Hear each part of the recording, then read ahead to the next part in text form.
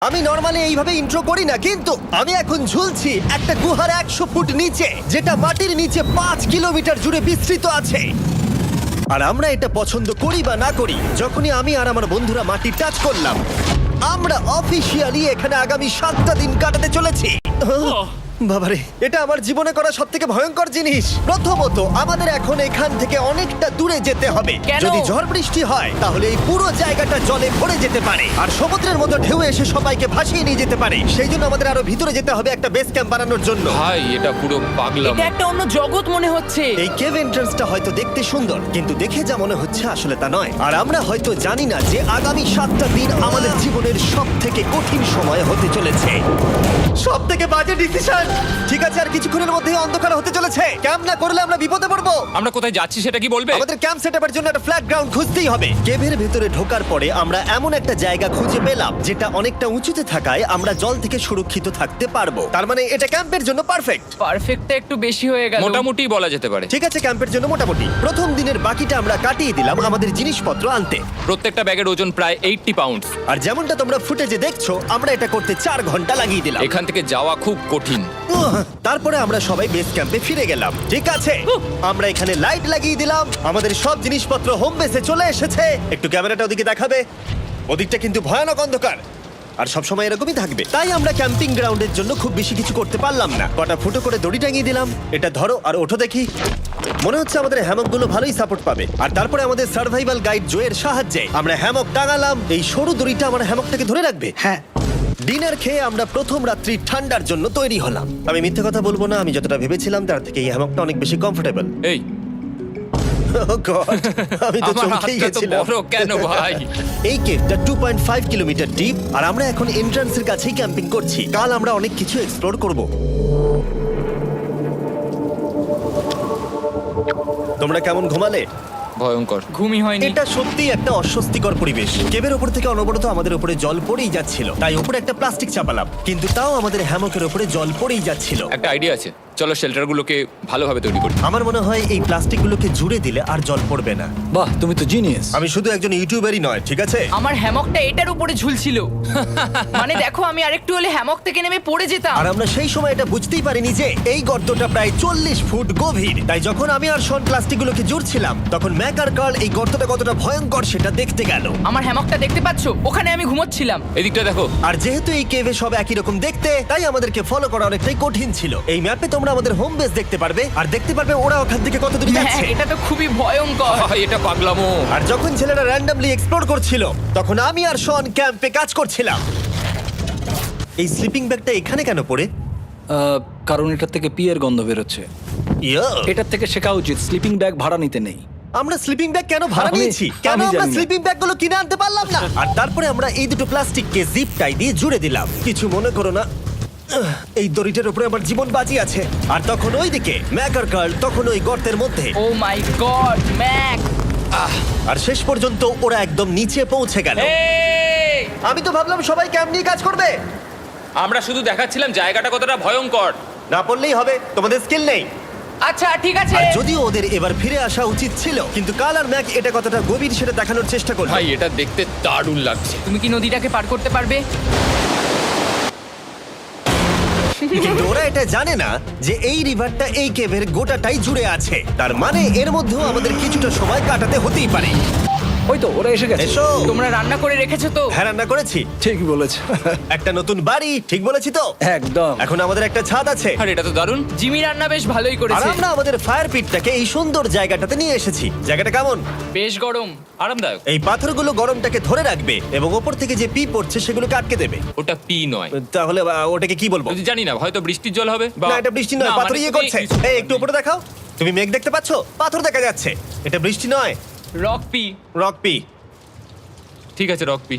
ঠিক আছে, এটা রক পি। আর একটা শুকনো রাত ঘুমিয়ে কাটাবার পরে আমরা ঠিক করলাম জো আমাদের সার্ভাইভাল এক্সপার্ট, তাকে নিয়ে আমরা কেভের শেষ প্রান্ত অব্দি যাব। Cave, cave! Cave, cave, cave! Cave. দেখা যাক আমরা কেভের কতটা গভীরে যেতে পারি। তোমরা কিন্তু মনে রাখবে আমরা সবেমাত্র কেভের এন্ট্রান্সের দিকেই আছি, আর আমাদের ইচ্ছা এই কেভের শেষ প্রান্ত অব্দি যাওয়া, অবশ্যই না মরে গিয়ে।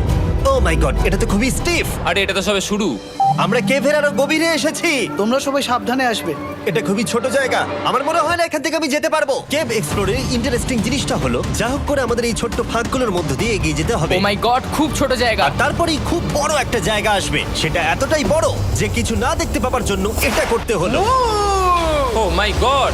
এবার আমি সব দেখতে পাচ্ছি, এটা দুর্দান্ত। এটার তো অনেক আলো। ভাই জায়গাটা কতটা সুন্দর দেখো।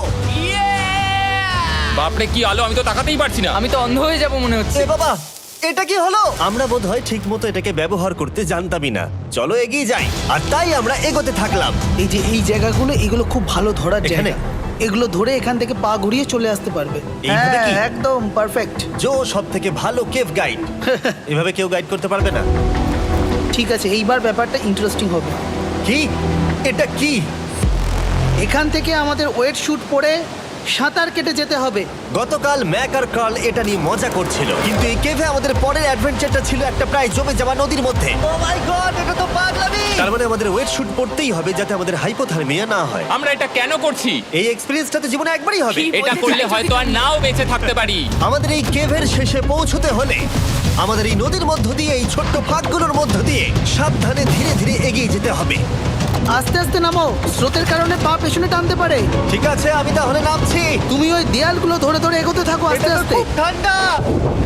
তুমি পারবে জিমি। জানি না এখানে ঢুকতে পারবো কি না। জিমি, এবার তুমি জল থেকে উঠে দাঁড়িয়ে পড়ো। এটা সত্যি একটা পাগলামি। এখানে কি ঠান্ডা! যখন তোমরা খুব ঠান্ডা জলের মধ্যে থাকবে তখন একটা পাথরকে ধরে এগিয়ে চলা খুব কঠিন হবে। ও মাই গড, এটা সত্যি পাগলামি। ম্যাক, কার্ল, চলে আসো। আমার ভয় লাগছে। চলো চলো, পারবে। ভাই। এগোতে থাকো, পেছন দিকে তাকিও না। একবার দেখো আমরা কি করছি। কিন্তু এই বাধাগুলো এতটা কঠিন ছিল না সামনে যা আসতে চলেছিল তার তুলনায়। আমরা পেরেছি। কেভ কেভ কেভ এই, কেভ। একটা কথা শোনো, আমরা 10% আসিনি। তার মানে এখনো আমরা শুধুমাত্র সার্ফেসেই রয়েছি, আর শেষ প্রান্তে পৌঁছতে হলে আমাদেরকে আরো 2 কিলোমিটার যেতে হবে। যেরকম তোমরা দেখতে পাচ্ছ এখানে 24x7 বৃষ্টি হয়, তাই আমি একটা আড্ডা মারার জায়গা তৈরি করেছি যেখানে আমরা কেউ ভিজবো না। আমি ভাবছি আমি যদি এটা না বানাতাম তাহলে কি হতো। আমি নিশ্চিত যে ওদের একটা ভেজা পাথরের উপর শুতে হতো। আমাদের ক্রমাগত এগিয়ে যেতে হবে এবং শরীরটাকে ভিজে রাখতে হবে। ঠিক আছে। নইলে আমাদের শরীরের তাপমাত্রা কমে এটা যাবে। এতটা কঠিন কেন? সব থেকে বাজে ব্যাপার হলো আমরা যতটাই দিকে এগোবো ততটাই আমাদের পিছন দিকে ক্যাম্পে ফিরতে হবে। আমাদের পরের বাধাটা হয়তো জলের মধ্যে নয়, কিন্তু তার মানে এটা নয় যে সেটা সহজ হবে। আরে এটা কি মাকড়সার জাল? কিন্তু আমি মাকড়সা দেখতে পাচ্ছি না তার কেন? মানে ওটা আমাদের উপরে আছে। আরে তোমার গায়ে, তোমার গায়ে। আমার বন্ধুরা বলতে বাজে। এই গেমটা মিস্টার বিস ভিডিওর মতো, যত এগোবে ততই কঠিন হবে। সত্যি কথা বলতে যদি আমাদের সাথে জো না থাকতো আমরা মরেই যেতাম। আর 3 ঘন্টা পরে জো আমাদের জন্য একটা বাজে খবর নিয়ে এলো। জল অনেকটা বেড়ে গেছে আর আমরা অনেকটা সময় লাগিয়ে ফেলেছি, তাই আজকে আমাদের আবার ক্যাম্পে ফিরে যেতে হবে। আমি মানবো না। তুমি সেফটি এক্সপার্টের কথা অমান্য করতে পারো না। আমি এটা মানবো না। সত্যি কথা বলতে আমাদেরকে ফিরতেই হতো, কারণ এর আগে আমরা শুট করতে অনেকটাই সময় নষ্ট করে দিয়েছি। তারপর ফ্লেয়ার নিয়ে খেলেছি, তাই আমরা ফিরে যাচ্ছি আর এই মিশনটা আমরা পরের দিন আবার শুরু করব। শন, আমরা এসে গেছি। আরে তুমি এখানে কি করছিলে? এখন তোমরা কেউ ভিজবে না। আমি তো জানতামই না এই লাইটগুলো আমরা এনেছি। এগুলো দারুণ লাগছে তাই না? দুঃখের বিষয় আজকে আমরা মাত্র 20% এগোতে পেরেছি, কিন্তু বিশ্বাস করো আমরা শেষ পর্যন্ত অবশ্যই যাব আগামী কয়েকদিনের মধ্যেই। আমার মনে হয় না। কোনোদিনই হবে না। আমি তো বললাম। আমরা ডে 4টা রেস্ট নেব আর ডে 5-এ চেষ্টা করব এই কেভের শেষ অবধি যাবার। দেখা যাক কি হয়। ডে 3-তে মজা হলো, কালকে আবার দেখা হচ্ছে।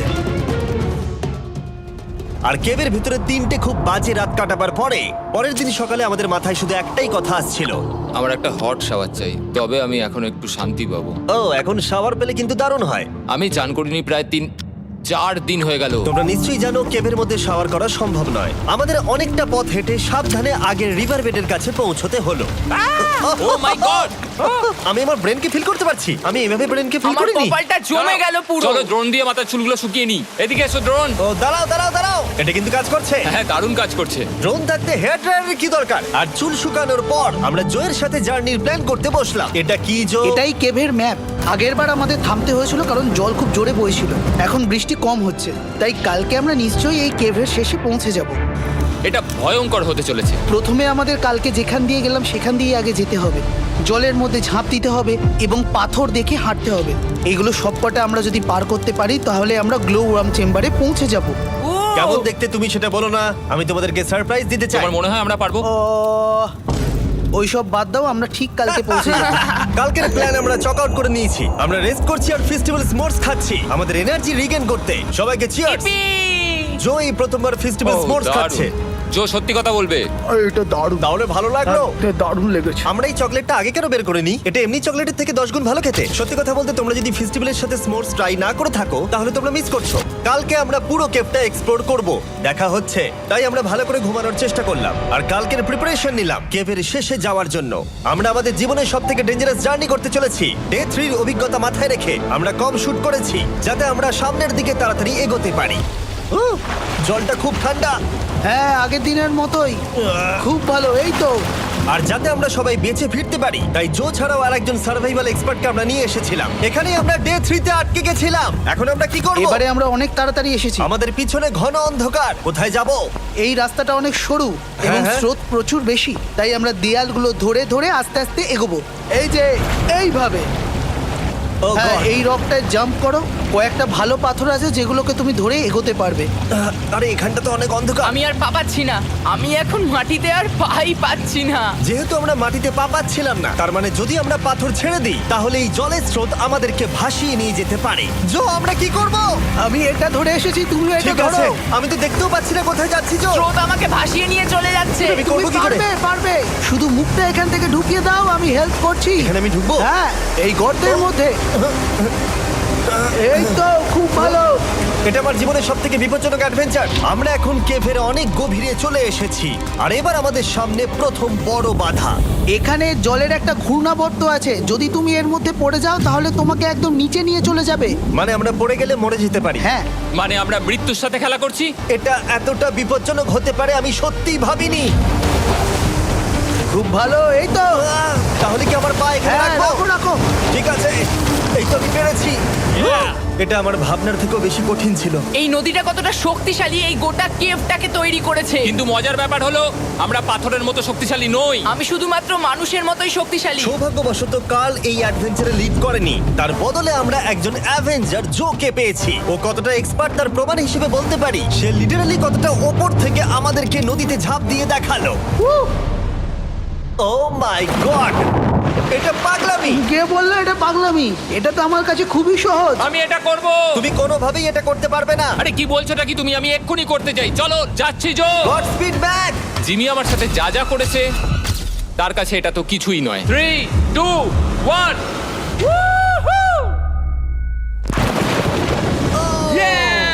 তুমি করবে? না, আমরা না এগুলো শেষ পর্যন্ত যেতে পারবো না। ও মাই গড, আমাদের নিচের দিকে যেতে হবে। আমরা সবসময় স্রোতের উল্টো দিকে কেন যাই? এখন শুধু আমি ভেসে ভেসেই যেতে পারবো, আর কিছু না। এই জলের তলায় অনেক ধারালো পাথর আছে, তোমরা সেগুলোকে দেখতে পাবে না, তাই সাবধানে পা ফেলবে। ও মাই গড, আবার এটা গভীর আরে হচ্ছে। আমার পা তো কিছুর উপরে রাখতে হবে। ছোট পাথরগুলোই একমাত্র বাধা ছিল না, মনে হচ্ছে আমাদের প্রতিটা পদক্ষেপে। ও ভাই, আমি কিচ্ছু দেখতে পাচ্ছি না। এটা খুব ভয়ঙ্কর। কেভটা আরো অন্ধকার হয়ে আসছিল এবং আরো সরু। আর তখন আমরা জানতাম না যে আমরা ফিনিশ লাইন অবধি পৌঁছতে পারবো কিনা। আমি ক্লান্ত হয়ে পড়েছি। এই কেভে আরো কঠিন বাধা আসার আগে তোমাদেরকে আমি কিছু দেখাতে চাইবো। জো, তোমার ব্যাগটা দাও। Thank you. তুমি জানো এর মধ্যে কি আছে? না, জানি না কি আছে। Brand new mister beast lab swamp. সত্যি কথা বলছি, গত 5 ঘন্টা ধরে যেহেতু আমি অনেক পরিশ্রম করেছি তাই কোনো মতেই এখন এটা আমি বলার মতো অবস্থায় নেই। তাই এটা শুট করার 1 মাস পরে আমি পুরো কেপ সেটটা তৈরি করলাম ফিউচার জিমি নেম ট্যাগ দিয়ে। তারপরে বললাম, হেই, আমি ফিউচার জিমি আর আমি এখন তোমাদেরকে বলবো brand new toy line of mister beast lab swamp সম্পর্কে। এটা একটা কালেক্টেবল টয় লাইন আর এখানে 119টা ইউনিক ডিজাইন ক্যারেক্টারও আছে যা তোমরা কালেক্ট করতে পারো। আর সবথেকে দারুণ ব্যাপারটা হলো কোন ক্যারেক্টারটা তুমি পেয়েছো সেটা জানতে হলে এই টিউবে ওয়াটার দিয়ে নাড়াতে হবে আর তোমার সোয়ামস তোমার সামনে চলে আসবে। আর আমি এটা ডেমনস্ট্রেট করতে এই বিশাল বড় টিউবটাকে বানিয়েছি। এই টিউবটাকে জল দিয়ে ভরে দাও। তোমাদের এত জলের দরকার নেই, এটা অনেক বড় বলে এত লাগছে। ঠিক আছে, এটা এখন জলে ভর্তি হয়ে গেছে। এবার এটাকে একটু নাড়াতে হবে। এটা কি আর নাড়াতে হ্যাঁ হবে? হ্যাঁ, অনেক নাড়ানো হয়ে গেছে। এবার জল ঢালো এখানে। জো ঢালছে। আর জল ঢালার পরে তোমরা দেখতে পাবে তোমরা কোন সোয়ামটা পেয়েছো। এটা সবথেকে রেয়ার হাইপোক্রোম, যেটা মাত্র 1000টা বানানো হয়েছে। জো, এটা তোমার। থ্যাংক ইউ সো এটা মাচ। চাই। আর এটা তোমার। কাল কি নেবে? আমার কাছে দুটোই ছিল। আর আমরা শুধু সোয়ামেই থেমে নেই, আমরা এই অ্যাকশন ফিগার প্যান্থার গুলো বানিয়েছি যেগুলো এই ব্রিফকেসে আছে। আর এই সোয়ার্মের মতো এই মিউটেটর যখন তোমরা কিনবে দেখতে পাবে এর ভেতরে কি আছে। কোথায় কিনবো? ভালো হয়েছে জিজ্ঞাসা করলে। মিস্টার বিস্ট ল্যাব টয়েস এখন তোমরা পৃথিবীর সব জায়গায় পেয়ে যাবে। এগুলো সব বেরিয়ে গেছে, তোমরা গিয়ে কিনে নাও। আর কেবের মধ্যে অনেক সমস্যা পেরোনোর পরে আমরা ফাইনালি পৌঁছে গেলাম গ্লো ওয়ার্ম চেম্বারে। ভাই এবার খুব ভালো লাগছে। ঠিক আছে টিম, তোমাদের গ্লো ওয়ার্ম চেম্বারে স্বাগত। এ তো দারুণ। এটা দারুণ লাগছে। ভাই এটা পৃথিবী মনে হচ্ছে না এখানে একদমই। যে আলো তোমরা দেখতে পাচ্ছ সেগুলো আসলে ছোট্ট ছোট্ট বায়োলুমিনেসেন্ট গ্লো ওয়ার্ম তৈরি করেছে। এটা দেখতে অনেকটা মিল্কি ওয়ে গ্যালাক্সির মতো লাগছে। ওয়াও! আর এই মুহূর্তটা, এই ভিউ, সত্যি বলতে এই ট্রেকের সমস্ত ক্লান্তি যেন দূর করে দিল। এখানে অবধি পৌঁছানো যেন সত্যি একটা অ্যাচিভমেন্ট ছিল। কিন্তু এখন আমাদের যাত্রা শেষ হয়নি, কারণ আমাদের এখান থেকে এখন বেস ক্যাম্পে ফিরতে হবে। আজকে ডে 6 হতে চলেছে, এখনো ওরা আসেনি আর আমি খুব ক্লান্ত। আমার মনে হয় না আমি ভালো করে ঘুমোতে পারবো, ওদের জন্য খুব চিন্তা হচ্ছে। এই ট্রিপটা অনেকটাই সহজ ছিল কারণ আমরা স্রোতের সাথে ভেসে ভেসে যাচ্ছিলাম। আর যেহেতু তোমরা এই ট্রিপটা দেখেছো তাই আমরা এটাকে স্কিপ করলাম। কিন্তু সত্যি বলতে এই জার্নিটাও অনেকটা বেশি সময় নিল, কারণ আমরা ক্যাম্পে পৌঁছানোর আগেই 6 নম্বর দিন চলে এলো। শন, সবাই ঠিক আছে তো? আমার খুব চিন্তা হচ্ছিল। Happy day 6। ডে 6 খুব ভালো। এনার্জি বাড়াতে আমরা আগুনের উত্তাপ নিলাম এবং ফাইনালি আমরা কিছু খেতে পেলাম। এটা খুবই অ্যাডভেঞ্চারাস ডে ছিল। কালকে দেখা হচ্ছে, মানে আজকেই হয়তো। এটা হয় ডে কোনোদিন 6 হবে না। নাকি আজকে, না আমি জানি না। এত বড় ট্রেক সম্পূর্ণ করার পরে শারীরিকভাবে চূড়ান্ত ক্লান্ত হওয়া সত্ত্বেও জানি না কেন কিন্তু আমি একদমই ঘুমাতে পারছিলাম না।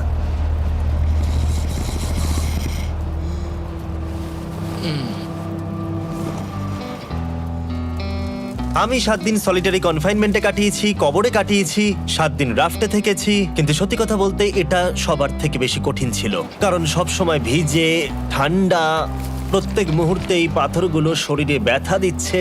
বেশিরভাগ সময়টাই এই কেভটা দুঃস্বপ্নের মতো ছিল। কিন্তু তোমার আর আমার মধ্যে জিমি! ইয়ো! গার্ড, আমাকে দেখতে পাচ্ছো?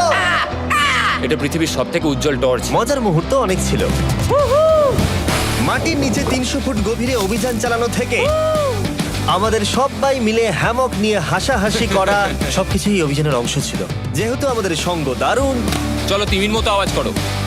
তাই এই ভিজে, ঠান্ডা, পাথুরে অদ্ভুত কেভের ট্রিপটা বদলে গেল আমাদের জীবনের সব থেকে সুন্দর মুহূর্তে।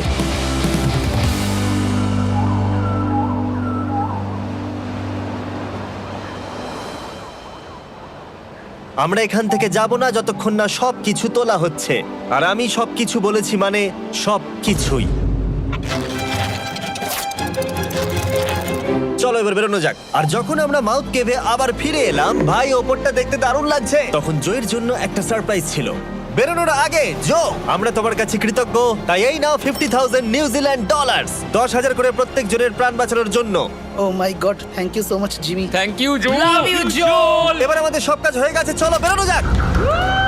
7টা দিন পরে আমরা ফাইনালি এখান থেকে বেরোচ্ছি।